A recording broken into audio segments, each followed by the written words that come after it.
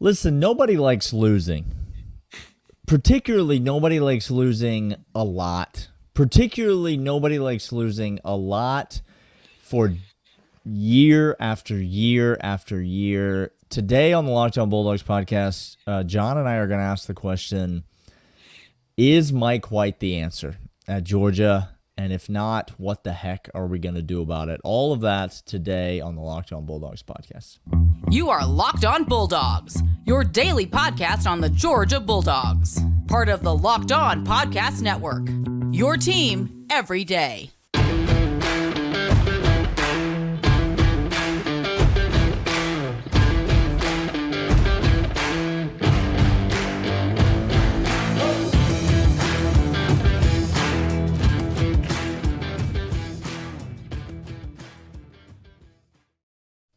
What is up, everybody? Thanks for tuning in. Happy Friday to you here on the Locked On Bulldogs podcast. Today's episode brought to you by the fine folks over at FanDuel Sportsbook, the official sportsbook partner of the Locked On Bulldogs. We'll talk more about them in a second.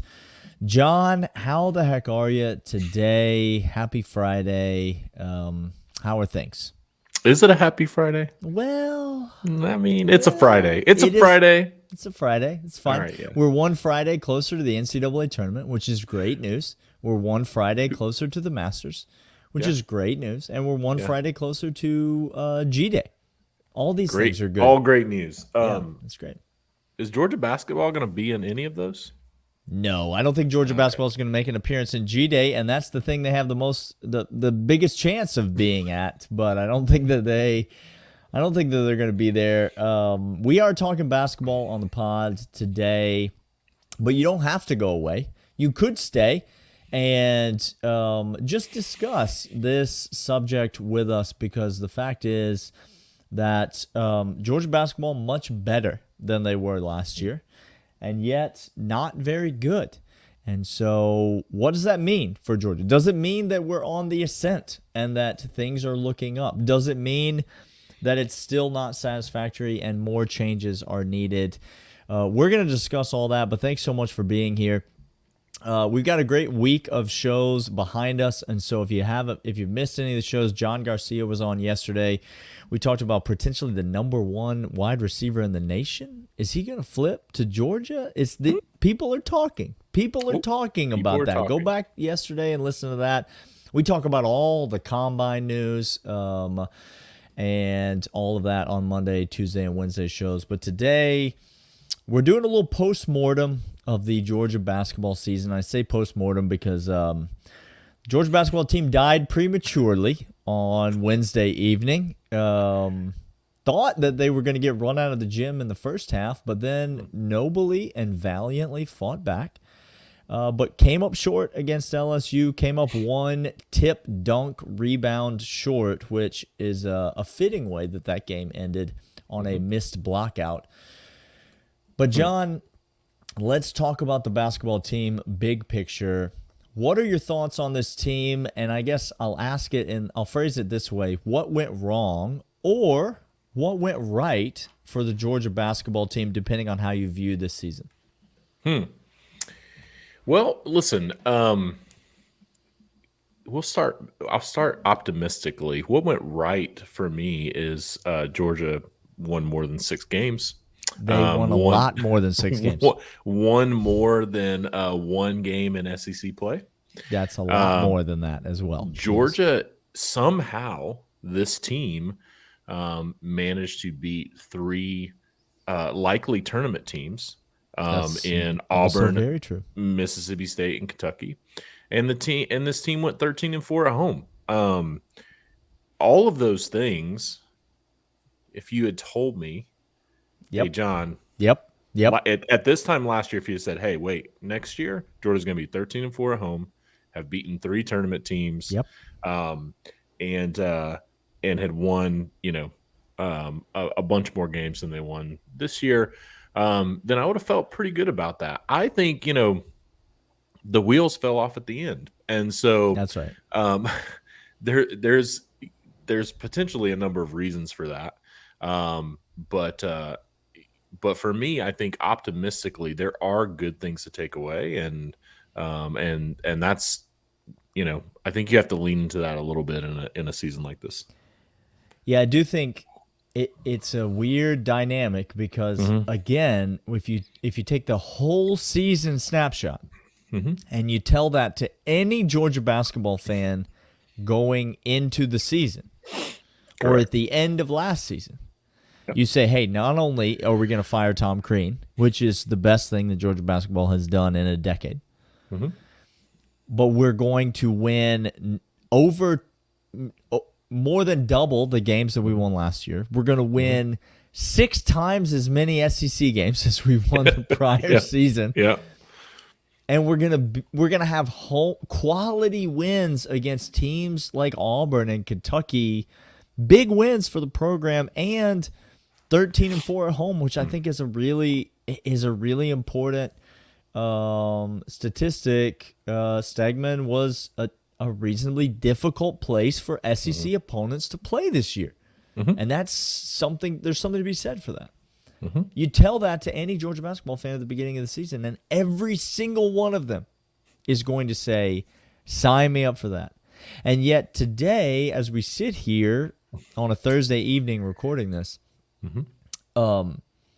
every Georgia basketball fan has got this just, oh, well, here we go again type of, it's the off season and we're looking to next year and we're talking about the transfer portal and we're trying to figure out what's going on and we're trying to figure out, do we have the right coach and all of these things.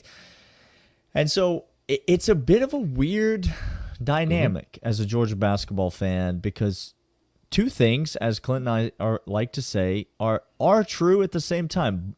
Georgia fans should feel good about this college basketball season, and Georgia fans should rightfully be frustrated about this college basketball season. This team was not good enough to represent the University of Georgia in men's basketball, and that's until we get that out of established firmly, we'll never be anything in basketball. This team wasn't good enough. No, you can't. This team, all of that we just said, the positives are true. Yep. And yet this team lost 3 of their last 15 games, or won 3 of their last 15 games. That's lost 12 of their last 15 games, and a lot of those games are games, especially the last 2, just gut punches to a South Carolina team who was absolutely god awful, to an LSU team who had won 1 game in their last 17 outings, just brutal, and that is not. It's not good enough for Georgia. And I think, I think the challenge is the complacency that has been set in with this program because of historical failures after failures. It is hard for people like us, you and I in particular, who really want Georgia basketball to be good, to look around and see these other teams in the SEC. There is no reason why Georgia can't be on. Georgia's not. I don't expect Georgia to be a national championship caliber basketball team, but I damn sure don't expect Georgia to lose 12 of their last 15 games, including losing in the SEC tournament to a team that was 1-16 in their last 17 outings. You don't expect one NCAA tournament in 20 years, John. No, that's not what you expect. No. That's not what you expect. So, it's unacceptable. And so the question now that comes is, Georgia's not going to make a change at coach. Mike White's first year, but we're going to talk on this podcast and we're going to have an open conversation about it. Is this a Mike White problem or is this a factor of something else? We'll get into that in segment 2. But first, let's talk about FanDuel because it's the best time of year to bet. Now, you and I both love college football, John. We love it a lot. In fact, I think you and I both cheer for the back-to-back defending national champion Georgia Bulldogs. That's interesting. I think Georgia went 15-0. They did. A lot of teams have gone 15-0. A lot of teams have not gone 15-0 in their history. Not a lot at all. Not a lot at all. Actually, the University of Alabama, which some people say is the gold standard of college football, has never gone 15-0. That's interesting. Those people should probably check their facts. Some facts that I know are that despite college football season, this is the season to be betting on sports. The NBA season is at the midway point. Lots of meaningful NBA games are to come. College basketball is ramping up into the absolute climax of the sporting world. The Masters is coming up. There is baseball season right around the corner. FanDuel is the sports book for you. It is the official sportsbook partner of the Locked On Bulldogs podcast. And right now, new customers get a no-sweat first bet up to $1,000. That is, again, $1,000 in bonus bets back into your account if your first bet doesn't win. Just download the FanDuel Sportsbook app. It is safe, secure, and easy to use. You can use it for spreads, money lines, totals, player props, player point totals, rebounds, assists, three-pointers made, all of that and more. Plus, you can increase your chances for bigger payouts with same-game parlays on FanDuel Sportsbook. So don't miss the chance to get your no-sweat first bet up to $1,000 in bonus bets when you go to FanDuel.com/LockedOn. If you're watching on YouTube, you can see the URL right there on your screen, FanDuel.com/LockedOn, to learn more. Make every moment more with FanDuel, the official sports betting partner of the NBA. All right, John. We couldn't wait to get rid of Tom Crean. Tom Crean, by the way, has gone the route of Dan Mullen, and I'll just say much better in studio than he is on the sideline. Absolutely. I actually like hearing the guy talk. I do. I really do. And I feel the same way about Dan Mullen, and Georgia fans have given me so much crap about that. But I think Dan Mullen is good in the studio. I honestly think he offers good insights, and he plays to the camera, which is what he's made to do, just not coaching sports. So Tom Crean, kudos to you. Good on you. We've got Mike White now. We were excited about Mike White, and early in the season, obviously, the Mike White vibes on this podcast we were feeling it. We were feeling it. And so now I ask you, we just said this team's not good enough. We just said that this is unacceptable for a Georgia basketball team.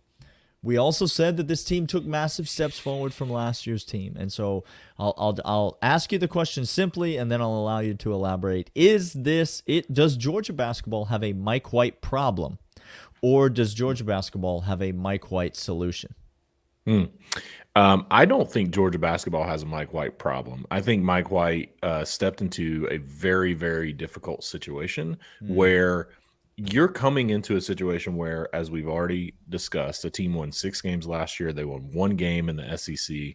You're trying to rebuild a roster. Really, if we're honest, and I like a lot of the guys on this Georgia team, but if we're honest, you're scraping the bottom of the barrel. It wasn't great. It wasn't great. It wasn't great, guys. No, let's just say what it was and what it wasn't. It at the end of the day, again, no offense to the guys that were out there, but this wasn't an SEC caliber basketball team. But many of the best players on this team were on last year's team. Mike White did not that's correct. An indication of how little time he had to bring people in. Exactly. And as much as we like those guys on the personalities, right? Kerry Oquendo, some of those guys, they won 6 games last year. They won one game in the SEC. And so there are reasons that happened, and not all of those reasons, as much as I would love to pin it all on Tom Crean, not all of those reasons were exclusively on Tom Crean. So I don't think Georgia has a Mike White problem. What I will say is I'm not convinced that Georgia has a Mike White solution. There. And I think this offseason is going to be so critical for Mike White to see, because at this level at the SEC, you have to be able to recruit both high school kids in the state of Georgia, and you have to be able to recruit the transfer portal. And we're going to see what Mike White, is made of, I think, in this season. He came in late last year, didn't have a lot of time to go out and put a roster together, and now he does. And so I think it is TBD if we have a Mike White solution. I don't think we have a Mike White problem. I think there are a number of things that we can talk about maybe in the next segment of things that need to happen. But I think Mike White, what I will say, that being said, I didn't love the way that Mike White led this team down the stretch. Okay. I didn't Talk more about that. This team, some of the challenges that this team had, the challenges happened game after game after game. Mm-hmm. And at some point, it is the players out, but at some point it's also the coaches. And I think, Georgia being 283rd in opponent offensive rebound rate, right? Where you're allowing, 28% offensive rebounds go to your opponent. 28% of those rebounds on that end of the floor per game is just that's just unacceptable. That is fundamental basketball coaching. There was something missing there. That being said, I think you look at the talent that the guy was working with, and I don't think it's a Mike White problem. It's TBD if it's a Mike White solution. Yeah, I'm gonna get more into maybe next segment what I think when I talk about what needs to happen, but in terms of addressing what you just brought up. But there are some, some of this blame has to go to this coaching staff and to Mike White. And I know Mike White's going to take some of that blame himself when he, as he speaks to the media, but this was an abysmal offensive team. 320th in effective field goal percentage in the NCAA. This was a team that was repulsed by scoring baskets at times, it seemed. It was also a really bad defensive team. Now, not as bad of a defensive team as any of the Tom Crean teams we saw because defense was taught. But these players just could not keep someone in front of them. I've never seen a team that allowed just a one-on-one, man-to-man ball handler defender. I've never seen so many defenders just allow a ball handler to go by them with little to no resistance whatsoever. We could not keep the ball in front of us. That puts you into rotation. If you know anything about basketball, it forces guys to come and help. That's why you give up wide open threes. Everyone gets out of position when that happens. That's why you have guys wide open for offensive rebounds often, because you got guys in rotation and a shot goes up, and guess what? Nobody's blocking out the big guy down low because the big man had to rotate over. All that stuff. A lot of it has to do with the way that we defended on the perimeter, which was hardly at all. But I also agree with you. I don't think we have a Mike White problem. I don't think we know yet if we have a Mike White solution or not. I'm in total agreement there. But I do think there is some reason for optimism. Georgia does have 2 top 100 recruits, Dylan James and Mari Jordan, both very capable players coming in, committed and signed for next year's class. That's big. That's important. It's important that Mike White continues to bring in talented freshmen. And in saying that, I will transition to a question that I have for you that is, to me, the number one most concerning thing that happened this season. Now, I know Georgia lost 12 of their last 15 games. I know, and so I know Georgia lost in heartbreaking fashion, often to terrible teams. And lost in devastating fashion to good teams. Devastating fashion. Devastating. I know that Georgia played an absolute cupcake schedule, and that's the only reason that we were able to go 16-16 on this college basketball season. None of that is the most concerning thing and the thing that makes me the most nervous about Mike White. Tom Crean had one problem at the University of Georgia. That's not fair to say. He had many problems. But the number one problem that Tom Crean had was that he could not convince the players on his roster that Georgia was the right place for them to go. The program died when we let a kid go to Auburn and sit on the bench. Yes. Sit on the bench. On the bench. Instead of being the best player on our team. Yeah. Sit on the bench. Yeah. That's when the program died under Tom Crean. Yeah. Do you want to hear some of the guys that left Georgia, what they did this year? I would prefer not to, but for the sake of the podcast, go ahead.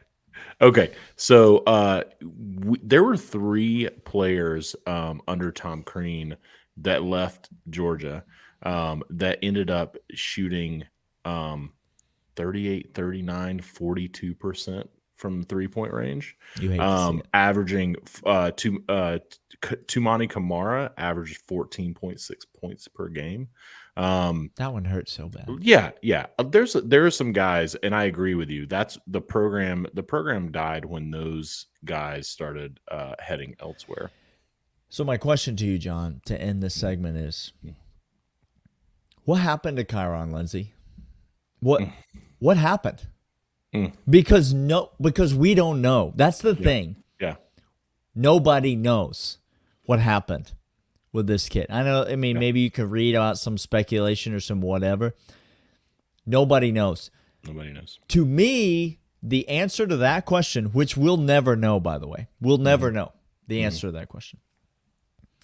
If there was a Kyron Lindsey problem and he left, then you have no reason to be nervous or skeptical of Mike White, Georgia fans. Correct. He's taken a team to an Elite Eight. He has made the NCAA tournament year after year after year. He's proven he can recruit. He's proven he can coach at every level. He's proven he can do it. You have no reason to be skeptical of Mike White, Georgia fans, if there was a Kyron Lindsey problem. But if Kyron Lindsey left because there was a Georgia problem, now all of a sudden I think this becomes the issue. Because you cannot just reload in the portal every single year. You have got to have freshmen and sophomores and juniors who are coming up through your program. And I know you're not going to keep them all. And I know college basketball is different than it used to be. But don't tell me that you can't keep anybody anywhere. Look at Houston. Look at what Houston is doing. Correct, yes. In being a number 1 seed in the NCAA tournament under Kellen Sampson with a team full of seniors who all signed at Houston as freshmen. It is possible to do. You have to keep some people. Yes. Look at what it's a different level. So I'm not comparing the level, but look at what Abdur-Rahim is doing at Kennesaw State. Yeah, sure. 4 years ago, they won 1 game, and that same team has stayed together, and that team just won the Atlantic Sun, number 1 seed, number and then 1 won seed, the tournament. Now won they're the tournament, going dancing. It can be done. You got to keep some people. The Kyron Lindsey thing in the middle of the year was an absolute kick to the nuts. So weird. Absolutely. It was so weird, and it was so out of nowhere. Which gives you, honestly, and I don't mean to be whatever, it's a kid's life, and I don't know what in the world went on. But the fact that it was so weird honestly made me hopeful that it was some freakish, weird thing that happened and that it wasn't just an indication of things to come.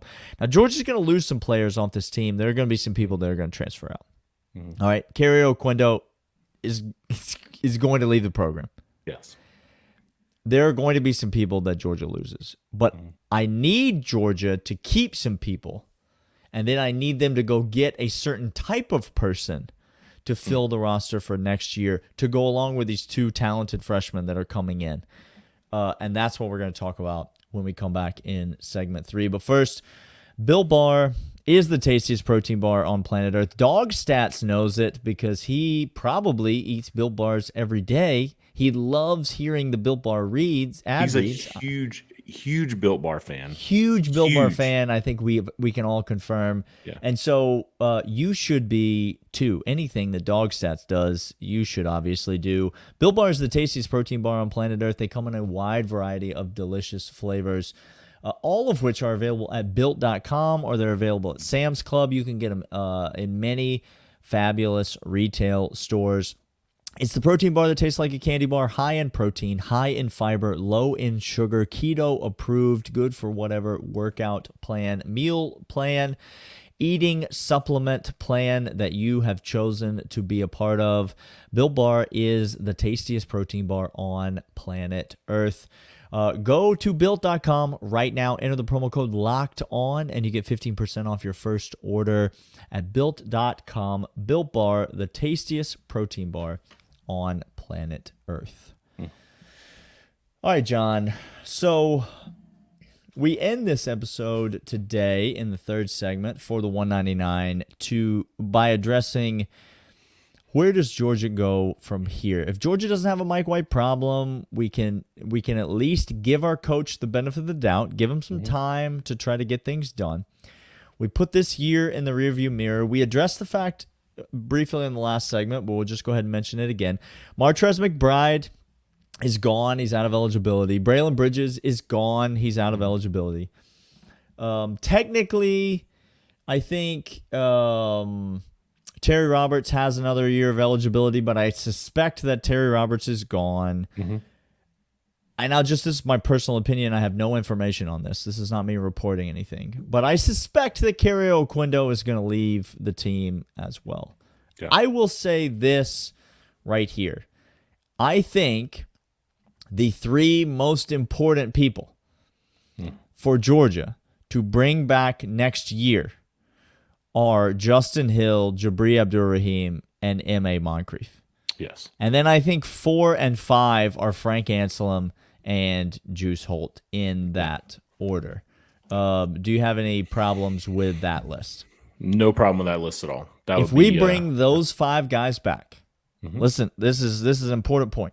If we bring those 5 guys back, Mike White will have won the outgoing transfer portal this offseason. He will have won that. Correct. A thing that Tom Crean never did. He never did that. Never did. Yeah. So that's important. It's important to know. If he brings 4 of those 5 guys back, I would even say he wins the outgoing transfer portal. Now the question is, we got those 2 freshmen coming in, who Georgia fans should be excited about, and I expect both of them to play and contribute next year.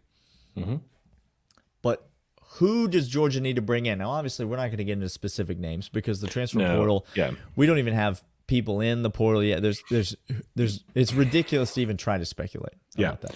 Yeah. What I'll ask is, what type of guy do you want to see Mike White target in the portal this offseason? I think Mike White's style of basketball, you've got to have a true rim defender. You've got to have a true big man who can demand some space on the boards and can protect the rim, especially when we talked about when you have challenges with people beating you off the dribble. You got to have somebody that's going to be intimidating enough in the paint. And so for me, I think, going out and trying to find a 6'9", a 6'10", true defending big man, who can take up some space, who can obviously, hopefully move and get out and defend on the perimeter when needed, but really defend the rim and create some space on the boards, I think is just really important. Because this team, we had a couple of guys that had a decent size, but we didn't have anybody that had a true presence in that space. And like at the end of the day, if you're gonna play with the guard play that Georgia has, you can't have that style of guard play and also not have somebody defending the rim and defending the boards. You can't have both. Like you've got to. That's right. And so for me, I agree with we've got to keep some of the talent that we have at guard, and with that talent, that also means I think you got to go out and get a big guy. Yeah, and it's not about size as much. It's about toughness. Correct. I hate to use the word, but Georgia's problem around the rim was not that they were short. No. That was not the problem. No. Braylon Bridges not short for a college basketball player. No. Frank Anselm certainly not short for a college basketball player. The problem is that at times, and often towards the end of the year, but at times, the Georgia bigs were just soft. They were just plain soft. Correct. And you saw it in many instances over this season. Yeah. And you saw it the entire tenure of Tom Crean. Mike White has got to go find some bigs that have some, not only some height, but some size, some girth.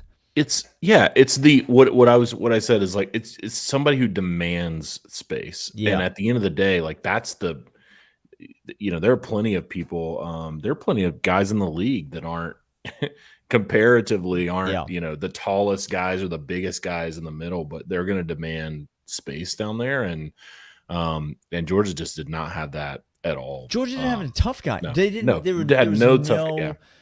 No. And I'm not talking about the level of talent. Obviously, we're gonna if you reference an NBA player, obviously Georgia would take any NBA player on their team, any one of them. But like, you need a Draymond Green, like on a team. You need a guy who's like, is he big? No. Yeah. Is he matched up against guys who are probably way more than he does and have more inches than he does? Absolutely. But he's not going to get pushed around, and he's going to demand space in there, and he's going to box out, and he's going to rebound, he's going to defend, and he's going to take things personally. That's the type of guy. That's the first of the two things that come to my mind. That's the first guy that I think Mike White has to target, and I'd be fine if he went out and got two of them, because I don't know that either of these guys. Dylan James is 6'8", and he's 195, but he's a bit more on the slighter side. He's gonna be, I think, more of a wing type player than a true post player, at least early in his career. Yeah. I wouldn't mind if he went out and got two of those guys in the transfer portal, even if Frank stays, because I think not only does Frank need to develop an offensive game, but he also needs to develop some toughness, and I think guys like that will help him do that. And then I think the second thing that you got to have if you're Mike White is, for the love of God, can we get somebody that can shoot? Just to shoot. I'm not talking about somebody that can score. I just want somebody that can shoot, who just shoots. That's what they do.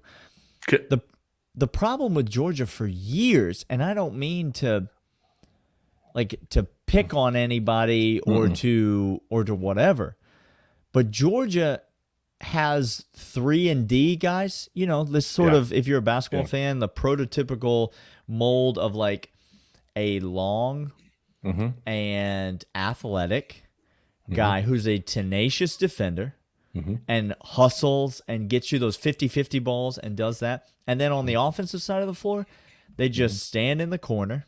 Yep. And when their guy helps off, they get it and they catch and shoot, and they're just a 3-point guy. 3-and-D. Yep. Georgia has D guys. Like Juice Holt is a defender. Yeah. He's a D guy. He's a hustle guy. Yeah. Like, he's either got to learn to shoot, or Georgia's got to do better than that. Georgia has to have players. Yeah. I year after year, we field teams, because we're so bad defensively. We field teams where at least one of our players is an absolute non-factor, do not need to be guarded at all on the offensive side of the floor. It's 5-on-4. And it's just hamstrings your entire philosophy. Yeah. When you have a guy who either can't shoot or shouldn't shoot when they get the ball. Yeah, there were a couple of guys out there that I thought, watching them shoot, especially in the last 5-6 games, I thought Stegman Coliseum could use these bricks in that ceiling that they're trying to fix. Like it we were laying them, man, just not good. But you're exactly right. The 3-and-D, you have to. Georgia has to get to a place where not every player on the floor is a weapon, but every player on the floor has potential and demands some attention from the defense. Has and something that they could do. Something, yes. Because we ran at times when it was definitely 5-on-4 in many occasions. Down the stretch and if Frank, if Frank and Juice are on the court at the same time, sometimes there's 5-on-3. Yeah, on the offensive side of the ball, for sure, like, for sure. Yeah, it's other than catching lobs, like that's it. That's it. Yeah. You can't. I don't know. The overall level of talent has to improve, obviously, but a big part of that is you cannot recycle the entire roster every year. And so again, I think guys like M.A. Moncrief, guys like Jabri Abdur-Rahim, guys like even an experienced point guard like Justin Hill, bringing guys like that back will go a long way toward Mike White being able to not only now this year bring in guys from the portal, but also bring in guys from the high school ranks and be able to begin to craft a team that has different types of players to it. So it'll be an interesting offseason. It'll be interesting to see what happens with this Georgia team. Thanks for listening and watching. We will be back next week with all sorts of more content to talk about, and we promise none of it will have anything to do with the basketball team.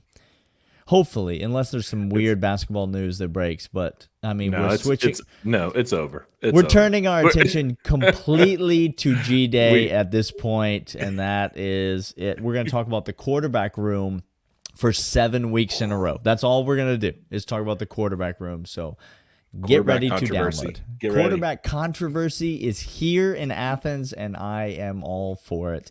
We'll see you guys next week on the Locked On Bulldogs podcast. And we'll see you then.